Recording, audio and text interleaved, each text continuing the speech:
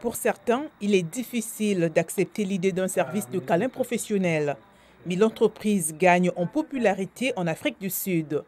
Une entreprise pro-cuddling y ouvre la voie. Elle a été fondée par Florence Letsoalo. Vous connaissez l'expression qu'il faut un village pour élever un enfant ? Il parle beaucoup de la tradition culturelle africaine. Alors, qu'arrive-t-il à quelqu'un d'autre ? Très important pour moi. Donc oui, c'est une entreprise dans le sens où vous embauchez des gens pour travailler et vous devez les payer. Mais les valeurs fondamentales viennent en grande partie de la culture de ce qu'est l'Afrique, qui est Ubuntu. Ubuntu, c'est la philosophie africaine qui promeut la fraternité. La calinothérapie professionnelle est également proposée dans d'autres pays, comme les États-Unis, et comprend un contrat comme celui proposé par Florence Letsoalo. Elle dit que le contrat stipule que le client et la personne offrant le câlin peuvent mettre fin immédiatement à la session si l'une ou l'autre des parties se sent mal à l'aise. Selon Florence Letsoalo, cela n'a jamais été un problème jusqu'à présent.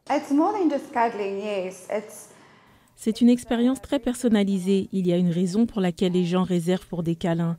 Et la raison principale, je pense, est, vous savez, la solitude.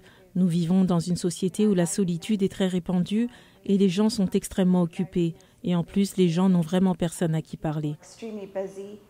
L'entreprise a connu une croissance rapide au cours de l'année dernière. Selon Letsoalo, elle est passée de quelques demandes par semaine à maintenant 2 à 3 rendez-vous de câlins par jour. Elle dit que son personnel est également passé à environ 50. Le psychologue Anel Siswana affirme qu'il accueille favorablement cette forme de thérapie et que celle-ci propage également la culture africaine Ubuntu.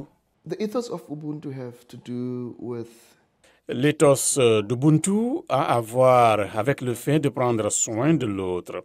Cela a à voir avec la fraternité, avec le compagnonnage. Et pour moi, c'est une façon classique de s'assurer que même ce service en est le prolongement. La seule différence, c'est que c'est un espace crédible, qu'il faut payer pour ça. À en juger par les affaires de Florence Letsoalo, les câlins, plus qu'un simple contact physique, gagnent en popularité parmi les Sud-Africains en tant que moyen de camaraderie, de fraternité et de connexion humaine.